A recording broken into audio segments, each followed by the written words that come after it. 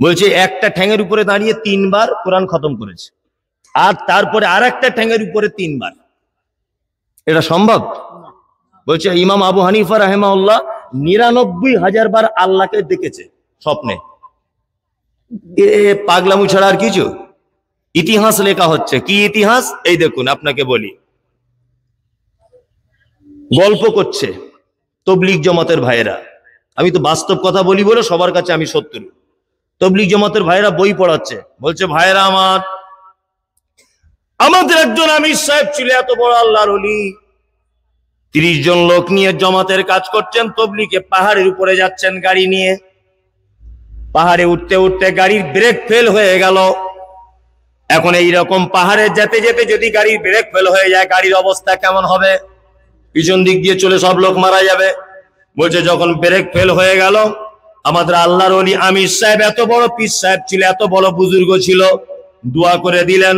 আর সাথে সাথে আকাশ থেকে 2 জন ফেরেশতা এসে গাড়ির চাকাতে মাথা লাগিয়ে দিয়ে গাড়িটাকে রুকে দিল। বলছে নারে তাকবীর, আল্লাহু আকবার। এই হচ্ছে আল্লাহর ওলিদের বক্তব্য, এই হচ্ছে বক্তব্য। আল্লাহু আকবার।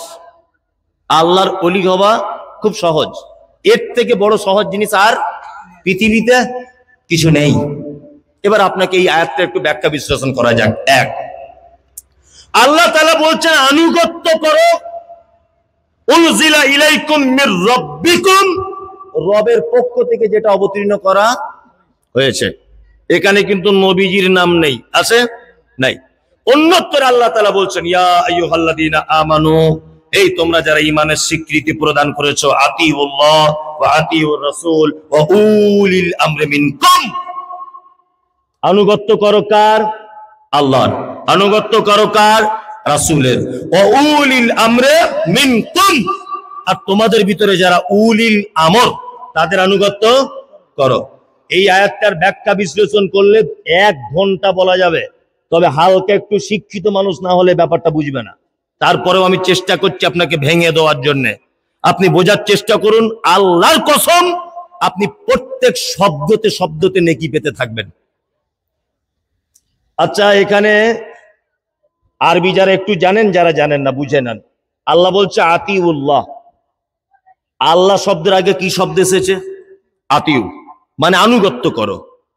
এক, রাসূলের শব্দের আগে কি এসেছে? ওয়া আতিউর রাসূল, রাসূলের আগে কি এসেছে? আতিউ, তাই না? তারপরে আল্লাহ এবং তার রাসূলের জন্য শব্দ ব্যবহার করা হয়েছে আতিউ। তারপরে কি বলছেন আল্লাহ? ওয়া উলিল আমরি মিনকুম, উলিল আমরের ব্যাপারে কিন্তু আতিউ নেই, আছে? নেই।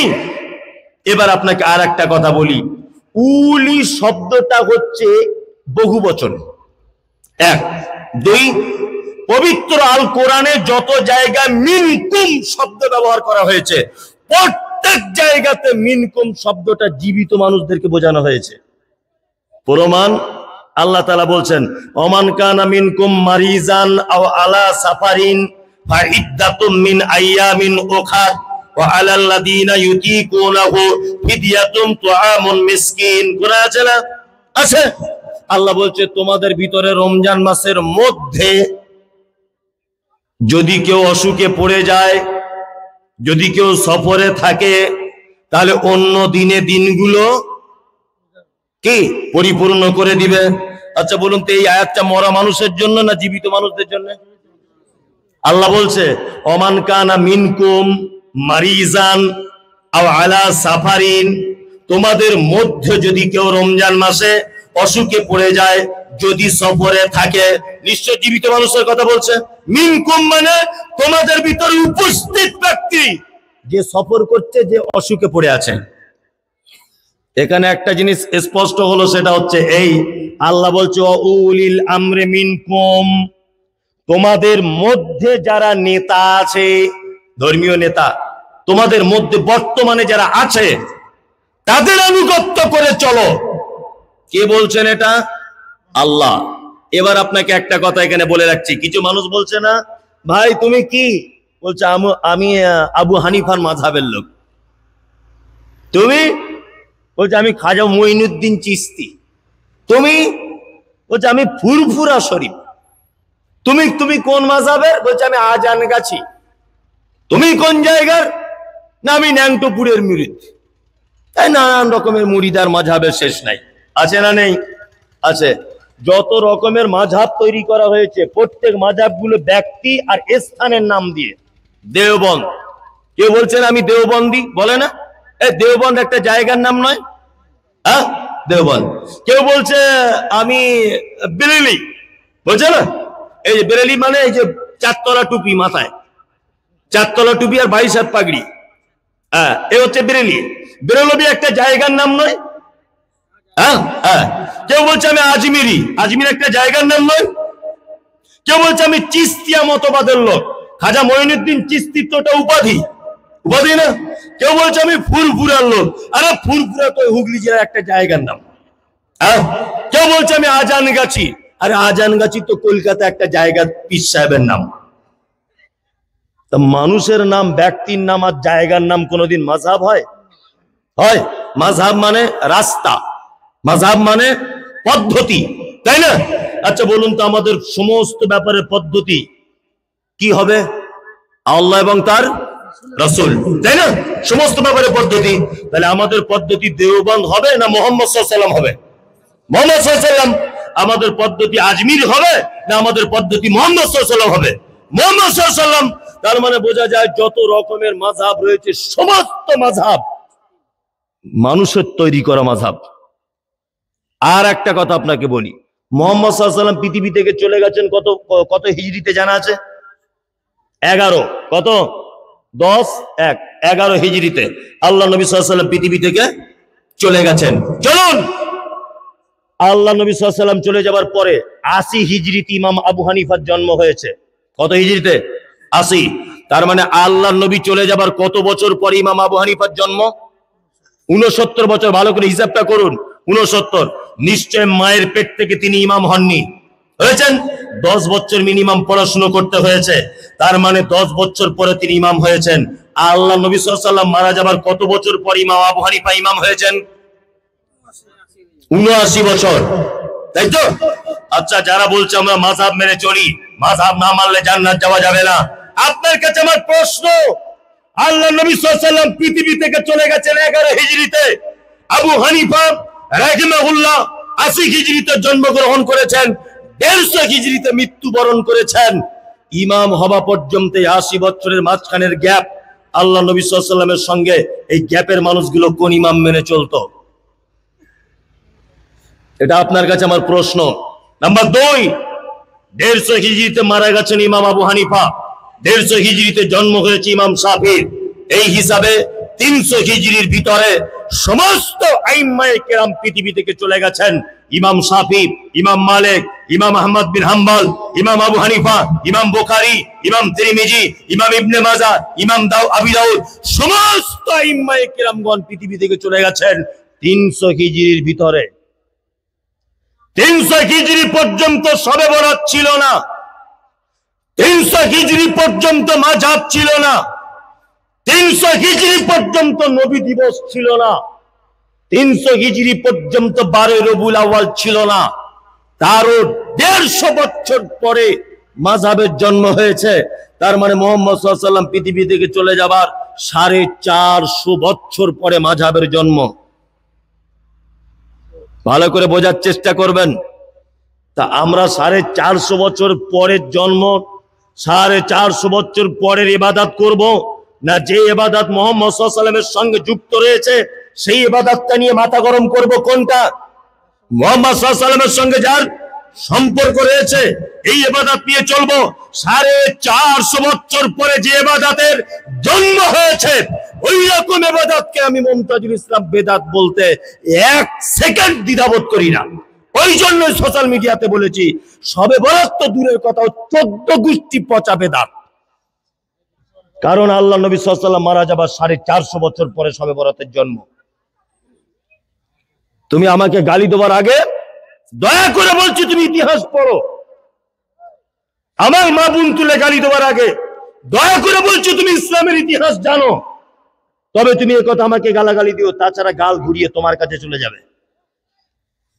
চলুন, কোরআনে একটা আয়াত বলে এসেছি, আপনার মাথায় ঢুকেছে কি জানি না, সেটা হচ্ছে এই, আল্লাহ সুবহানাহু ওয়া তাআলা বলছেন উলিল আমরি মিনকুম, তোমাদের ভিতরে যারা নেতা রয়েছে। একটা কথা বলি, এখানে আল্লাহ শব্দ ব্যবহার করেছেন বহু বচন, উলি শব্দটা বহু বচন, তার মানে নেতা অনেকজন হবে। আপনি কেন মাস্টারি করে বলতে চাচ্ছেন আমি ইমাম আবু হানিফা ছাড়া কাউকে মানি না? এই কথা যদি বলেন তাহলে আপনার ঈমান চলে যাবে। আল্লাহর কোরআনের এই আয়াতের আপনি অপব্যাখ্যা করছেন। ওই জন্য আমরা আহলে হাদিসরা বলি এ কথা, আমরা চার ইমামকেই মেনে চলি। কি বললাম বুঝলেন? চার ইমামকেই মেনে চলি। ইমাম আবু হানিফার কথা যদি মুহাম্মদ সাল্লাল্লাহু আলাইহি ওয়াসাল্লামের কথা হয়, ইমাম শাফির কথা যদি মুহাম্মদ সাল্লাল্লাহু আলাইহি ওয়াসাল্লামের কথা হয়, ইমাম আহমদ বিন হাম্বলের কথা যদি মুহাম্মদ সাল্লাল্লাহু আলাইহি ওয়াসাল্লামের কথা হয়, অবশ্যই আমরা মানতে বাধ্য। ইমাম তো দূরের কথা, এই রাস্তার একটা পাগলও যদি একটা সহিহ হাদিস বলে, ইনশাআল্লাহ আমরা মানতে কোনো রকমের অসুবিধা করব না। কিন্তু আমরা অন্ধবিশ্বাস করি না। হ্যাঁ, বলছি হাদিসে আছে, বলছে হুজুর বলেছে। কত বড় বদমাইশ! আমি কোন এক বক্তব্যে বলেছি মিনহা খালাকনাকুম ওয়া ফিহা নুঈদুকুম ওয়া মিনহা নুখরিজুকুম তারাতান উখরা। এই বলে মাটি দেওয়া যাবে না, বেদাত। বিসমিল্লাহ বলে মাটি দিতে হবে, এটাই চূড়ান্ত। ভারত বাংলাদেশের এই মুহূর্তে বাঙালিদের সবথেকে বড় আলেম বাংলাদেশের মাটিতে আপনারা জানেন ডাক্তার আসাদুল্লাহ গালিব। ভারত, পাকিস্তান, বাংলাদেশে যত বাঙালি বসবাস করে, যদিও বাঙালি পশ্চিম বাংলার বাংলাদেশে আছে, পাকিস্তানে নেই, তারপরেও যারা আছে, অনেক সময় তো দেশ ভাগের সময় চলে গেছে অনেক মানুষ, যদিও বা তারা থেকে থাকে, এই মুহূর্তে 10 জন বড় আলেমের ভিতরে একজন হচ্ছে ডাক্তার আসাদুল্লাহ গালিব বাংলাদেশ। আপনারা জানেন সারা পশ্চিম বাংলার এই মুহূর্তে 10 জন বড় আলেমের ভিতরে একজন বড় আলেম, তিনি রয়েছেন আব্দুল হামিদ ফাইজি আল মাদানী হাফেজাহুল্লাহ। 150টারও বেশি তিনি বাংলায় বই লিখেছেন, 150টা। তার মধ্যে একটা বই ওনার হচ্ছে এই জানাজা দর্পণ। বইটা খুলে পড়বেন, উনি একেবারে টাটকা বেদাত বলেছেন মিনহা খালাকনাকুম বলে মাটি দেওয়াকে।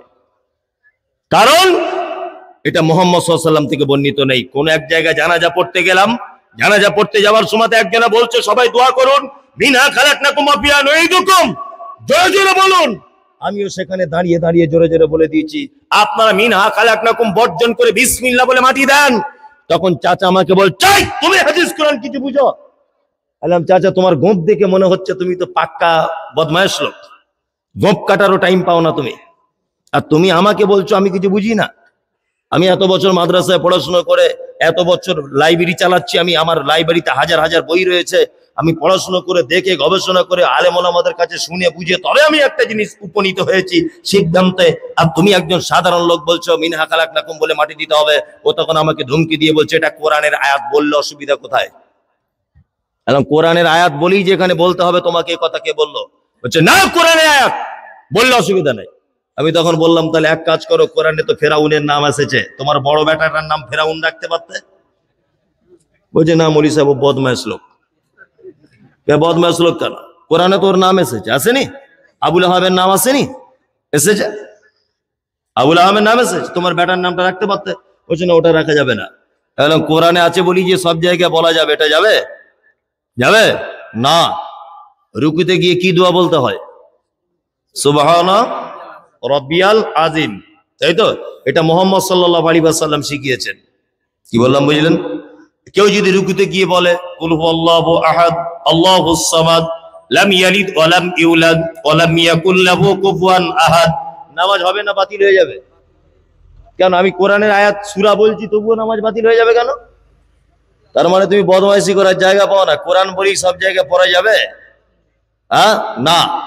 একটা মানুষ মারা যাচ্ছে, অবস্থা খুব খারাপ, কাতলা মাছের মতো খাবি খাচ্ছে এরকম করে, মুহাম্মদ সাল্লাল্লাহু আলাইহি ওয়াসাল্লাম বলেছেন সে যদি একবার বলে লা ইলাহা ইল্লাল্লাহ মুহাম্মদ রাসূলুল্লাহ, তার শেষ কথা যদি এটা হয় তাহলে ফাদাখালাল জান্নাত, সেই লোকটা জান্নাত চলে যাবে। কি বললাম বুঝলেন? আপনার বাপ বিছানায় শুয়ে আছে, মারা যাবে 2-5 মিনিটের ভিতরে, আপনার উচিত হবে যে আপনি তার পাশে বসে বসে একা একাই বলুন লা ইলাহা ইল্লাল্লাহ, লা ইলাহা ইল্লাল্লাহ, বারবার বারবার আপনি বলুন। তবে আপনার বাপকে বলতে বলবেন না, কারণ ও মৃত্যু যন্ত্রণায় ছটফট করছে। ও যদি বিরক্ত হয়ে একবার লা ইলাহাকে গালি দিয়ে বসতেও তো পারে, তার তখন জান বার হবার টাইম। ওই জন্য মৃত্যু মানুষকে আদেশ করতে হবে না, আপনি নিজের মনে বলুন। ও যদি আপনার বলাতে আল্লাহর পক্ষ থেকে একবার যদি ও বলে দেয়, তাহলে থাকার জায়গা জান্নাত। এতটুকু কথা মুহাম্মদ সাল্লাল্লাহু আলাইহি ওয়াসাল্লাম তিনি বলেছেন। আর ওর আব্বা যখন বিছানাতে শুয়ে মারা যাচ্ছে, ও তাড়াতাড়ি করে একদম মোটরসাইকেল নিয়ে মাদ্রাসায় চলে গিয়ে বলছে, হুজুর আব্বা যায় ভাব। হুজুর তখন বলছে, তাহলে 4 জন ছেলে পাঠিয়ে দিচ্ছি আমি। 4 জন ছেলে বগলে করে কোরআন মাজিদ নিয়ে বা পকেটে করে কোরআন মাজিদ দিয়ে এসে বলছে, ইয়াসিন আল কোরআনিল হাকিম ইন্নাকা লামিনাল মুরসালিন। একদম মারা যাবার পরই ওর অ্যাকশন শুরু হয়ে যাবে ইয়াসিন পড়ার কারণে। কি বলছি বুঝতে পারছেন? মুহাম্মদ সাল্লাল্লাহু আলাইহি ওয়াসাল্লাম শিখিয়েছেন লা ইলাহা ইল্লাল্লাহ, আর হুজুর বলছে ইয়াসিন সূরা পড়তে হবে মরা মানুষের পাশে। অনেক জায়গাতে হচ্ছে কি হচ্ছে না? হচ্ছে। আল্লাহু আকবার। শিখিয়েছেন কে? মুহাম্মদ সাল্লাল্লাহু আলাইহি ওয়াসাল্লাম। খুব সাবধানে থাকবেন। আল্লাহ সুবহানাহু ওয়া তাআলা বলছেন, উলিল আমরি মিনকুম, তোমাদের ভিতরে যারা উলিল আমর আছে তারা বর্তমানে বেঁচে থাকতে হবে। যে সমস্ত ইসলামিক স্কলাররা বেঁচে আছে, কোনো ব্যাপারে সমস্যা পড়লে তাদের কাছে যেতে হবে। ইমাম আবু হানিফা বেঁচে আছে, ইমাম শাফি বেঁচে আছে, ইমাম আহমদ বিন হাম্বল বেঁচে আছে? বেঁচে নেই। এখন যদি কোনো ব্যাপারে ইসলামিক কোনো ব্যাপারে সমস্যা দেখা দেয়, আমরা জীবিত আলেমদের কাছে যাব জানতে। কি বললাম বুঝলেন? জীবিত মানুষদের কাছে জানতে যাব। আল্লাহ বলছেন, ফাইন তানাজাতুম ফি শাইইন ফারুদ্দু ইলাল্লাহি ওয়া রাসূল, তোমরা নেতাদের কাছে যাওয়ার পরেও যদি সমস্যা না মেটে, তোমরা ফিরে আসো কোথায়? আল্লাহ এবং তার রাসূলের দিকে। ইসলামের কিছু কিছু বিষয় আছে যেগুলো একদম স্পর্শ নয়। যেমন আপনাকে একটা জিনিস বোঝায়, হুজুর বারবার একটা কথা বলে, কি বলে? বলছে ইজমা আর কিয়াস। বলছে আহলে হাদিস ইজমা কিয়াস মানে না। ইজমা মানে ঐক্যমত, সর্বসম্মতিক্রম যাকে বলা হয়, ঐক্যমত। কি বললাম বুঝলেন? ইসলামের বিভিন্ন ব্যাপারে কিন্তু ইজমা হয়েছে। ইজমা মানতে আমাদের অসুবিধা নাই। 5 ওয়াক্ত নামাজ, এটা সুন্নত, ফরজ না নফল? ফরজ। ইমাম আবু হানিফা, শাফি, মালিক, হাম্বলি সমস্ত আইম্মায়ে কেরামগণ ঐক্যমত, ইজমা হয়েছে নামাজ ফরজ, তাই না? এইবার আপনাকে একটা কথা বলি, আমি মুমতাজুল ইসলাম, আমার টাকা অনেক, কিন্তু আমি অসুস্থ। আমি অসুস্থ, তাই তো? আচ্ছা এবারে বলুন তো দেখি, আমার হজ করার খুব ইচ্ছা, কিন্তু আমি অসুস্থ। আমি ওই ভাইটাকে হজ করতে পাঠাবো। আচ্ছা বলুন তো, আমার টাকা দিয়ে যদি ওকে আমি হজ করতে পাঠাই, তাহলে ওকে আগে হাজী সাহেব হওয়া লাগবে কি লাগবে না? কে লাগবে? ইয়েস। ও আমার হজ যদি করে, ওকে আগে থেকে হাজী সাহেব হওয়া লাগবে, তাই তো? আমার হজ করার পয়সা নেই, উমরা করার পয়সা আছে, 1 লাখ টাকা মতো আছে। আমি এখন ভাবছি যে আমি অসুস্থ, কাউকে দিয়ে উমরা করাবো, আমি ওই লোকটাকে দিয়ে উমরাটা করাতে চাইছি। বলুন তো উমরাটা করা লাগবে কি লাগবে না ওনার আগে? এ ব্যাপারে ইসলামে কোনো বিধান নেই, ভালো করে বুঝবেন।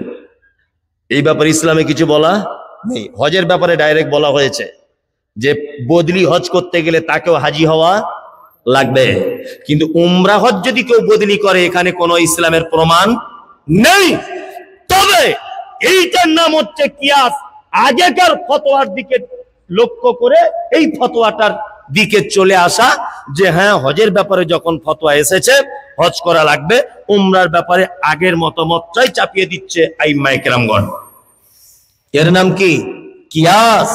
তবে ইজমা এবং কিয়াস সহিহ হাদিস এবং কোরআনের আলোকে হতে হবে। এবার আপনাদেরকে মজার মজার কয়েকটা সহিহ হাদিসের ঘটনা বলি।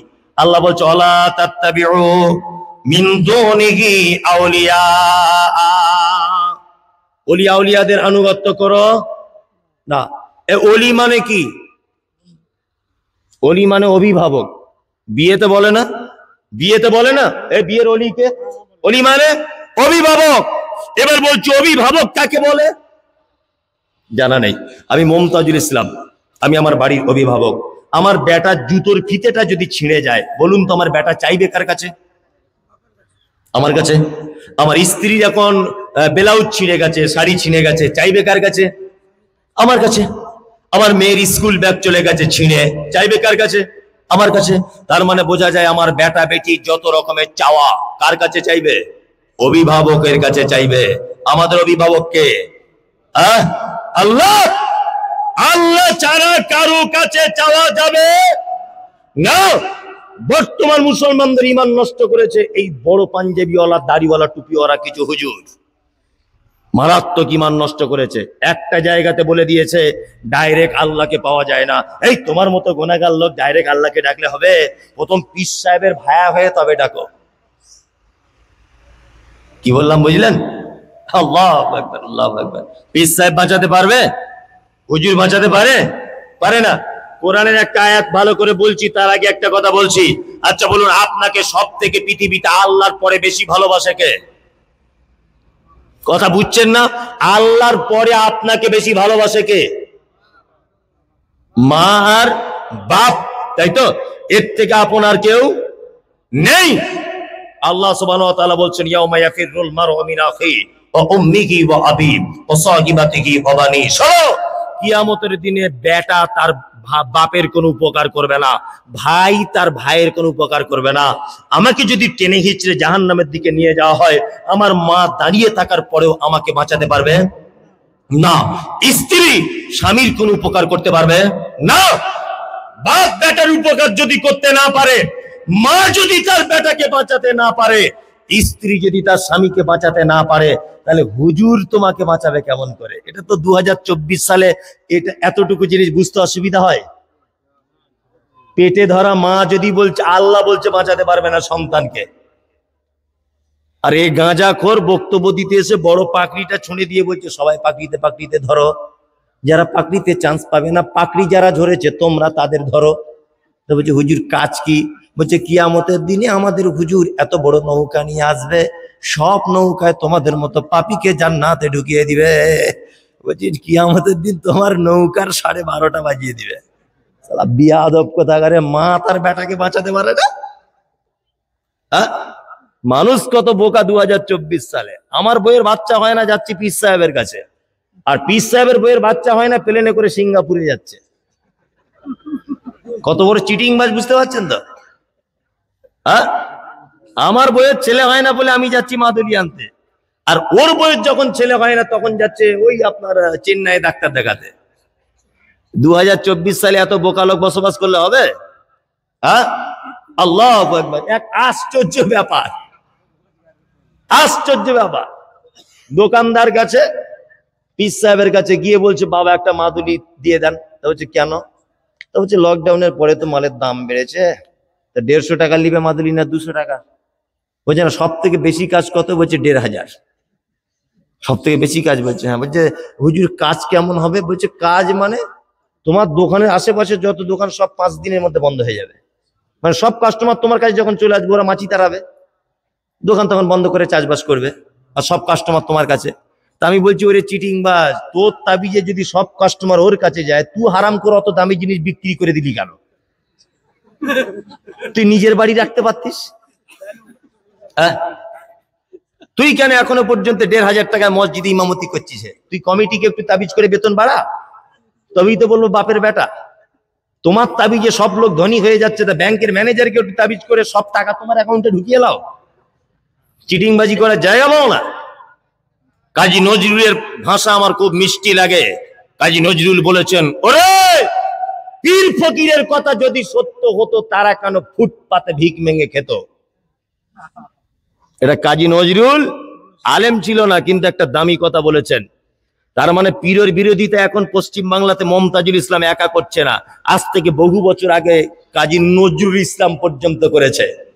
পীর ফকিরের কথা যদি সত্য হতো, তারা কেন রাস্তার ধারে ভিক মেঙে খেত?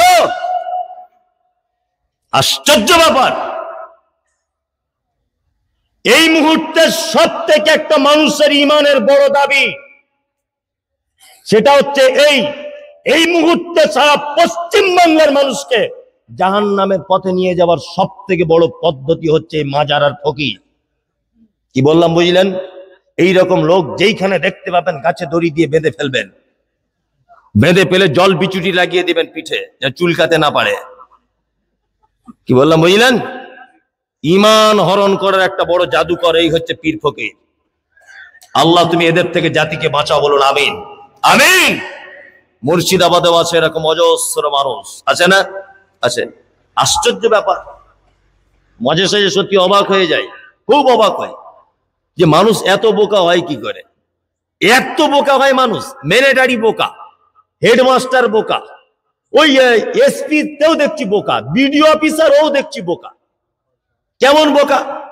আপনাদের এখানে কোর্ট কোথায়? Court Rampurhat court.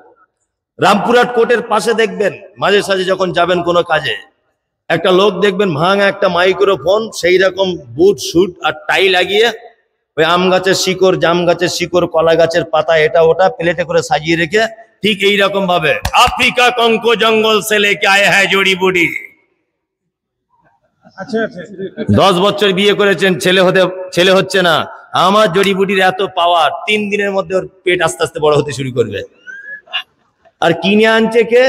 না ওই কোর্টের যে বিচারপতি, ও কিনছে ওর বৌমার ছেলে হয় না। তাই মনে মনে শুধু আল্লাহকে বলেছি যে আল্লাহ সব গোবর গরুর পেটে দিলে একটু এরকম কিছু লোকের মাথায় দিতে পারতে। ও তো এক চিটিং বাজ, ওর কপালে কিছু জোটে না বলে ওই জাম গাছের আম গাছের শিকড় নিয়ে বসে আছে। আর এ আবার এত বড় গরু, ওই শিকড় কিনে আনছে ওর বইয়ের বাচ্চা হবে। তাই ও নিজে ওর বইয়ের ছেলে মেয়ে কিছু করতে পারছে না, এমবিবিএস ডাক্তার করতে পারছে না, কেউ ওর বইয়ের ছেলে মেয়ে আনতে পারছে না পেটে, নাকি কলা গাছের শিকড় ওর বইয়ের ছেলে করে দিবে। আশ্চর্য ব্যাপার। আমি যদি এগুলো হাসি, আর বাস্তববাদী লোক তো আমি, মানে বুঝলেন তো, কত যে চিটিং বাজ দেখবেন। এলেম বাজার মাদ্রাসায় তখন পড়ি, অনেক ছোট আমি কিন্তু ছাত্র জীবন থেকে বক্তব্য রাখি। তার একটা প্রমাণ এই বাপজি আছেন, একদম ছোট্টবেলাতে ওনার গ্রামে আমি একবার প্রোগ্রাম করতে এসেছি, অনেক ছোট তখন, আমার ভালো করে গাড়ি মানে গোপ দাঁড়িয়ে ওঠেনি, তখন থেকে কিন্তু আমি বক্তব্য রাখি। আর আল্লাহর রহমতে আমার মা মনে হয় জন্মের পরে মুখে মধু দেয়নি, হয়তো ভুলে গেছে, ওই জন্য মিষ্টি কথা হয় না, বুঝলেন তো। লোক বলে মিষ্টি মিষ্টি করে, সব বক্তা বক্তব্য দেয়, সবাই বলে আলহামদুলিল্লাহ খুব ভালো, দারুণ বক্তা দারুণ বক্তা। আর আমি যেখানেই যাই 10-20 জন লোক বাঁশ নিয়ে দাঁড়িয়ে থাকে। কিছুদিন আগে গাড়িতে বোম মেরেছিল, দেখেছেন তো সোশ্যাল মিডিয়ায়, বোম পর্যন্ত মেরে দিয়েছে, বাংলার কোনো বক্তাকে পারেনি। আমি বলেছি আমার গাড়িতে বোম পড়ছে, মানে এতক্ষণ আমি উচিত কথাগুলো বলতে পারছি। কি বললাম বুঝলেন? সাপের মুখে চুমো, ব্যাঙের মুখে চুমো, এই বক্তা মমতাজুল ইসলাম নয়। কি বললাম বুঝলেন? এখন আছে অনেক, কিন্তু ওই ধরনের বক্তা আমি নয়। যেটা সঠিক সেটা বলে দেবো, তোমার সঙ্গে বন্ধুত্ব থাক আর নাই বা থাক, 10 পয়সা আমার দাম নেই। যে কথা বলছিলাম, এলেম বাজার মাদ্রাসায় পড়ি, তা মাদ্রাসায় বাড়ি যাচ্ছি, তখন নতুন নতুন ট্রেন চাপা শিখছি আর কি, একা একা। তো শিয়ালদা প্ল্যাটফর্মে নেমে দেখছি একটা লোক টিয়া পাখি নিয়ে বসে আছে, টিয়া পাখি। তা আমি আস্তে আস্তে গেছি, তখন মাদ্রাসায় পড়ি, ব্যাপারটা বুঝি না। তো তা লোকটাকে গিয়ে বলছি, কাকা টিয়া পাখির ব্যাপারটা কি? তা বলছে এই টিয়া পাখি হাত দেখে বলে দেয় কি হবে না হবে, কার মানে খবর কি সব। তখন মাদ্রাসায় পড়া ছেলে, বুঝতেই পারছেন, তখন সে মোবাইল সুইচ ওলা ছিল, আর সে টাটার মোবাইল ছিল, বড় বড় বাক্সের মতো ওই মাল।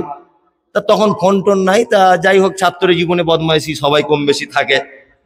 তা আমি তখন বলছি, আমার হাতটা থেকে বলুন তো কি করছে এখন। কি করছে মানে কে বুঝতে পারছেন তো, মানে কি করছে একটু বলে দেন তো। তা হাত দেখে বলছে কঠিন ব্যাপার। আমি কি ব্যাপার? বলছে এ তো জানলা ভেঙে চলে আসার লাইন। বলছি এটাই তো আমি চাইছি, যে জানলা ভেঙে চলে আসুক আমার বাড়ি, আর পড়াশুনো করবো না, মাদ্রাসায় বিয়ে করে নেবো। মনে মনে ভাবছি চিটিং বাজদের কেমন। এই দেখুন, বলছে এই যে দাগটা বাম দিকে গেছে না, তার মানে তোমার বাড়ির দিকে আসার চান্স আছে। তাহলে কি করা যাবে? তখনকার দিনে 5 টাকা, বলছে 5 টাকা দাও, একটা মাদুলি করে দেবে, 1 সপ্তাহের মধ্যে তোমার ঘরে চলে আসবে। 5 টাকা দিয়ে মাদুলি নিয়েছি, অপেক্ষা করছি বাড়িতে কখন আসবে কখন আসবে। মাদ্রাসায় যাবো না, খুব মজা হবে, বিয়ে করে নেবো, মনে মনে ভাবছি আর কি। আর যেটা হয় আর কি ইয়ং বয়সে। আগে তবু ফোনে রিং হচ্ছিল, এখন সুইচ অফ। তাবিজ লেবার পরের দিন থেকে তার টেনশন বেড়ে গেল। তা আবার মাদ্রাসায় যাচ্ছি, মনটা খুব খারাপ করে, যে লোকটার সঙ্গে দেখা হলে ওকে কিছু ঝাড়বো। তা ওই লোকটা দেখি ওই জায়গাটাতে বসে আছি, কাকা তোমার সে তাবিজে কি হলো বলো তো দেখি, ঘটনা তো খুব খারাপ। তা বলছে আর একবার দেখি হাতটা দেখে বলছে ওই যে দাগটা যা দেখেছিলাম একটু হালকা বেঁকে গেছে। বেঁকে গেছে মানে? বলছে আমি এদিকে 5 টাকার তাবিজ দিয়ে ওকে টেনে আনার লাইন করছি, ওর মা আবার অন্য জায়গার 20 টাকার তাবিজ দিয়ে আটকে রাখা তাবিজ করেছে, দুটো তাবিজ মারামারি লেগে গেছে। যার দাম বেশি তার কাজ বেশি, ওই জন্য আসতে চাইছে না। তা তুমি 25 টাকার তাবিজ নাও, দেখবে কাজ হয়ে যাবে। মানে ওর মায়ের থেকে 5 টাকা বেশি থাকতে হবে। মাদ্রাসার ছাত্র তো, ও তো জানে না মাদ্রাসার ছাত্র কত খাতরানাক হয়। মাদ্রাসার ছাত্র তো যা খাতারনাক খাতারনাক, যারা অর্ধেক পড়ে ছেড়ে দিয়েছে, তারা যদি এই রাস্তা দিয়ে চলে, ইবলিস শয়তান ওই দিক দিয়ে চলে, উল্টো দিকে, যে তার মানে আসছে খাতারনাক চিজ এবার, যে অর্ধেক ছেড়ে দিয়েছে। আমি তখন বলছি, বাবা হাত থেকে যখন সব তুমি বলে দিতে পারছো, এক কাজ করো, আজকে রাজ্য সরকারের লটারিতে ফার্স্ট প্রাইজ কোন নাম্বারে বাঁধবে একটু বলে দাও, সেই টিকিটটা কাটবো। বলছি ওটা বলা যাবে না, যে পাক্কা চিটিংবাজ। কার বই চলে যাচ্ছে, কার সঙ্গে কার প্রেম ভালোবাসা, তুমি এটা বলে দিতে পারো, আর কোন প্রাইজ ফার্স্ট প্রাইজ হচ্ছে কোন নাম্বার এটা বলতে পারবে না? কখনোই নয়। এদের পাল্লায় পড়বেন না। এই সমস্ত যত রকমের আল্লাহর ওলি নামের ভণ্ড রয়েছে, আল্লাহ তুমি এদের থেকে জাতিকে হেফাজত করো, বলো আমিন। আমিন। সব চিটিং মাত্র 2 নম্বরই, এছাড়া আর কিছু নয়। সব টাকার খেলা, এছাড়া আর কিছু নয়। আশ্চর্য হয়ে যাবে, আল্লাহ তাআলা বলছেন, ওয়ালা তাত্তাবিউ, আনুগত্য করবে না, মিন দুনিহি আউলিয়া, ওলি আউলিয়াদের আনুগত্য করা যাবে না।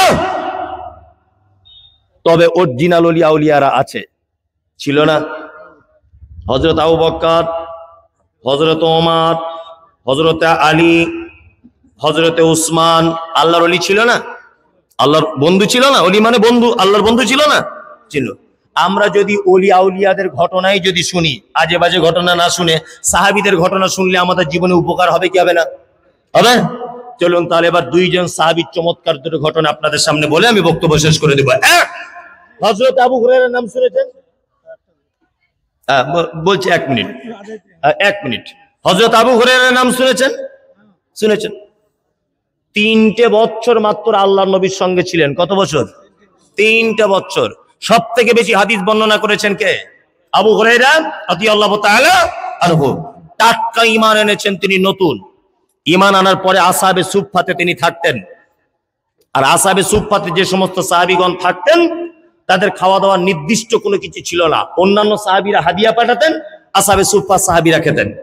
হযরত আবু হুরায়রা বলছেন, একদিন এত খিদা লেগেছে, আল্লাহ নবী সাল্লাল্লাহু আলাইহি ওয়াসাল্লাম যে মিম্বারে খুতবা দিতেন, ওই মিম্বারের সাথে টেক লাগিয়ে এরকম করে বসে আছে।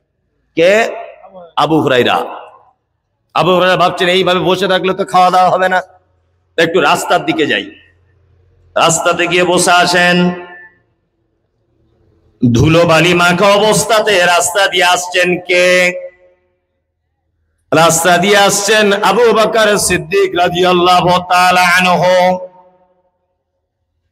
আল্লাহর নবীর সাহাবী বলে কথা, ডাইরেক্ট খাদ্য চাইতে পাচ্ছেন না ভিখারিদের মতো। হযরত আবু হুরায়রা আবু বকরকে বলছেন, আবু বকর ভাই, কোরআনের এই আয়াতটা সম্পর্কে কি আপনার জানা আছে? দয়া করে বলুন। হযরত আবু হুরায়রা ভাবছেন, আবু বকর আমার দিকে তাকালে বুঝতে পেরে যাবে যে আমি ক্ষুধার্ত। হযরত আবু বকর কোরআনের আয়াতটা বলে দিলেন, চলে গেলেন। হযরত আবু হুরায়রা মনে মনে ভাবছেন, তাহলে আর খাওয়া হলো না। হযরত ওমর আসছেন, হযরত ওমরের সঙ্গে আবু বকর আবু হুরায়রার দেখা। হযরত ওমরকে, আসসালামু আলাইকুম, হে ওমর ভাই, কোরআনের এই আয়াতটা কোথায় বলো। আবু হুরায়রা ভাবছেন, ওমর আমার দিকে তাকাবে, আর আমার এই ক্লান্ত অবস্থা দেখে ওমর বুঝতে পেরে যাবে আমি ক্ষুধার্ত, আর আমাকে ডেকে নিয়ে তার বাড়িতে যাবে, কিছু খেতে দিবে। হযরত ওমর কোরআনের আয়াতটা বলে চলে গেলেন। সবার শেষে আসছেন রাস্তা দিয়ে কে? না, বিশ্ব নবী জনাবে রাসূলুল্লাহ সাল্লাল্লাহু আলাইহি ওয়াসাল্লাম। রাস্তা দিয়ে আসছেন আল্লাহ রাসূল। আল্লাহ রাসূল আবু হুরায়রাকে দেখে মুচকে হেসে দিয়ে বললেন, আবু হুরায়রা, কি ব্যাপার, ধুলোবালি মাখা অবস্থায় বসে কেন? তা আল্লাহ রাসূল বুঝতে পেরে আবু হুরায়রাকে বললেন, চলো আমার পিছন পিছন চলো, বাড়ি চলো। আবু হুরায়রার মুখের বর্ণনা, তিনি বলছেন যে আল্লাহ রাসূল আগিয়ে আগিয়ে চলছেন, আমি আল্লাহ রাসূলের পিছনে পিছনে চলছি। আল্লাহু আকবার। বাড়িতে ঢুকে গেলেন আল্লাহ রাসূল, আমি বাইরে দাঁড়িয়ে আছি। আল্লাহ রাসূল সাল্লাল্লাহু আলাইহি ওয়াসাল্লাম খুব জোরে বলছেন, আবু হুরায়রা, আরে বরকতের খানা বাড়িতে হাদিয়া এসেছে, চলো খাবো। কি? 1 পেয়ালা দুধ। কি? 1 পেয়ালা দুধ। আবু হুরায়রা মনে মনে ভাবছেন, 1 পেয়ালা দুধ আর আমার 2-3 দিন খাওয়া হয়নি, তো আমার পেটের এক কোণাতে পড়ে থাকবে, তাই না? আল্লাহ নবী সাল্লাল্লাহু আলাইহি ওয়াসাল্লাম দরজা থেকে বার হয়ে এসে আবু হুরায়রাকে বলছেন, আবু হুরায়রা, আসহাবে সুফফাতে যত সাহাবী আছে সবাইকে ডেকে আনো, যাও। আবু হুরায়রা তো মাথা খারাপ, যে এক পিয়ালা দুধ। আবার আসহাবে সুফফাতে যতজন আছে সবাইকে আল্লাহ রাসূল ডাকতে বলছেন, আবার কেমন কথা? আসহাবে সুফফাতে কতজন থাকছিল না, বলছে 80, কেউ বলছে 150 জনের মতো। তা 80 থেকে 150 জনের ভিতরে আপনি ধরুন, যাই হোক, তা 80 জনই যদি আপনি ধরেন নিম্ন সংখ্যায়। হযরত আবু হুরায়রা আসহাবে সুফফাতে ডাকতে যাচ্ছেন, মনে মনে ভাবছেন তাহলে আমার আর খাওয়া হলো না। 80 জন সাহাবী, কোন কোন বর্ণনায় পাওয়া যায় 150 জন মতো সাহাবী আল্লাহ রসুলের বাড়িতে এলেন। আল্লাহ রসুল পিয়ালাটা আগিয়ে দিয়ে বললেন, পান করো। একজনা পান করলেন, আবার পান করো, আর একজন পান করলেন। আবু হুরায়রা তখন ভাবছেন তাহলে আমার আর হলো না, সবাই খেয়ে নিচ্ছে, আমাকে মনে হয় দিবেন আল্লাহ রসুল, মনে মনে ভাবছেন। সবার যখন পান করা হয়ে গেল, তখন আল্লাহ রসুল সাল্লাল্লাহু আলাইহি ওয়াসাল্লাম আবু হুরায়রাকে পিয়ালাটা আগিয়ে দিয়ে বলছেন, আবু হুরায়রা চলো একটু পান করো তো। আবু হুরায়রা দুধ পান করলেন, পেট ভরে গেল। আল্লাহ রসুল বলছেন, আবু হুরায়রা আবার পান করো। আবু হুরায়রা আবার পান করলেন, একদম পেট ফুলে গেল, একদম ভর্তি হয়ে গেল। আল্লাহ রসুল বলছেন, আবু হুরায়রা আবার পান করো। তখন বলছে আল্লাহ রসুল, আমার পক্ষে আর সম্ভব নয়, আমার পক্ষে সম্ভব নয়। আবু হুরায়রা বলছেন, আমি 2বার পান করার পরেও আমি পিয়ালার দিকে তাকিয়ে দেখছি দুধ যেমনকার তেমনই রয়েছে। সুবহানাল্লাহ, সুবহানাল্লাহ। যদি আল্লাহর ওলিদেরই ঘটনা বলতে হয়, আমরা এই সমস্ত ঘটনাগুলি শুনবো, সহিহ হাদিসে আছে, তাই না? এই হাদিস থেকে একটা শিক্ষা দিব, শিক্ষা দিই, কেউ রাগটাগ করিয়েন না। এক, মদিনার তখন রাষ্ট্রীয় প্রধান ছিলেন কে? মুহাম্মদ সাল্লাল্লাহু আলাইহি ওয়াসাল্লাম। আর রাষ্ট্রীয় প্রধানের বাড়িতে হাদিয়া এসেছে এক পিয়ালা দুধ। আর আল্লাহ নবী সাল্লাল্লাহু আলাইহি ওয়াসাল্লামের অধীনে ছিলেন কারা? আসহাবে সুফফার সাহাবীরা। আচ্ছা বলুন, আল্লাহ রসুল তো তখন নেতা, মুখ্যমন্ত্রী মদিনার, ইচ্ছা করলে তো আবু হুরায়রা আর আল্লাহ নবী দুইজনে এক জায়গায় বসে এক পেয়ালা দুধ ভাগ করে খেয়ে নিতে পারতেন। পারতেন কি পারতেন না? নেতার চরিত্র দেখুন।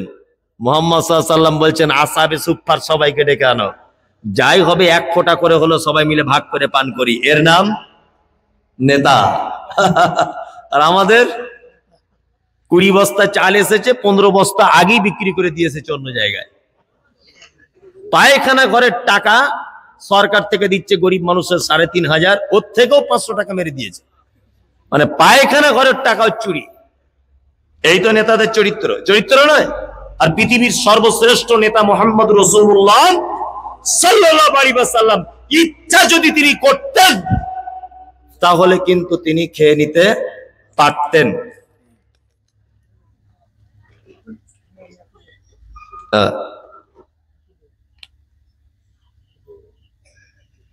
আপনি তো মসজিদের ইমাম সাহেব না? কে দিলেন? বাহির থেকে দিয়েছেন। বলছে সালাম কাকে কাকে দেওয়া যাবে? সবাইকে সালাম দেবেন, অসুবিধা কি? ছোটকে দিবেন, বড়কে দিবেন, সবাইকে। হাদিসে যেটা এসেছে পরিচিত অপরিচিত মানুষকে সালাম দিতে। এখন একটা কথা হচ্ছে এই যে একজন গায়ের মুসলিম, একজন গায়ের মুসলিম, সে যদি আপনাকে সালাম দেয় তাহলে আপনি কি করবেন? হ্যাঁ, আল্লাহ, হ্যাঁ, ওয়ালাইকুম, জি না, ওয়ালাইকুম আসসালাম বলা যাবে না, শুধু ওয়ালাইকুম। কি বললাম বুঝলেন? এক। আর দ্বিতীয় কথা হচ্ছে সালাম সবাই দিবে, সবাই সবাইকে দিবে, শুধু বউকে দেওয়া যাবে না। বউকে দেওয়া যাবে না? বলছে মলিশের লজ্জা লাগে খুব, কি করে দিব? আর যদি আজকে আপনি বাড়ি গিয়ে দিয়েই যদি দেন না, তা আপনার বউ বলবে ঢং করো না তুমি আর ফালতু, এত বছর বিয়ে করে ঢং করে সালাম দিতে এসছে, বলবে না? বলবে। এই একটা কথা বলে রাখছি মাঝখানে, এটা শুনে রেখে দেন। সংসারে আমাদের ছোটখাটো অশান্তি হয় না? হয়, সবারই হয়, প্রায় লোকেরই হয়। আপনি আপনার স্ত্রীর সঙ্গে যখন অশান্তি হবে তখন কি বলবেন? ঘন ঘন দরজা খুলে বলবেন আসসালামু আলাইকুম, যত রেগেই থাক, কিন্তু ও মুখে আস্তে করেও বলবে ওয়ালাইকুম আসসালাম, বলবে না? যত রেগেই থাক বলবে না? জোরে না বললে আস্তে করে। হ্যাঁ, তা আপনি 10 বার যদি তাকে বলেন তোমার উপরে শান্তি বর্ষণ হোক, বাংলা মানে কি? তোমার উপরে শান্তি বর্ষণ হোক, ও উত্তরে কি বলবে? ওয়ালাইকুম আসসালাম, তোমার উপরেও হোক। দুজনের জন্য যদি শান্তি কামনা করেন, 10 দিন বারে যদি একবার আল্লাহর কাছে কবুল হয়ে যায়, তাহলে ঝগড়া থাকবে? তার মানে আমার মনে হয় এখন অন্য কাউকে সালাম দেওয়ার থেকে বেশি করে বউকে দেওয়া উচিত, তাহলে অশান্তি কিছুটা কমবে, তাই না? জি, সবাই সবাইকে সালাম দিবেন, বড় ছোটকে সালাম দিবে, ছোট বড়কে সালাম দিবে, তাই না? বেশি সংখ্যক লোক কম সংখ্যক লোক, যারা কম সংখ্যক লোকের থেকে বেশি সংখ্যক যারা, তাদের সালাম দিবে। কি বললাম বুঝলেন? বসে থাকা লোক পথচারী, যে পথচারী সালাম দিয়ে তবে যাবে, এগুলো মাথায় থাকবে একদম। আলহামদুলিল্লাহ, এটা আপনাদের মসজিদের মাদ্রাসার জলসা, মাদ্রাসার কমিটি। আমি মারাত্মকভাবে অসুস্থ, কিন্তু শুধু আবেগে পড়ে চলে এলাম। মাদ্রাসার কমিটি জহির ৫,০০০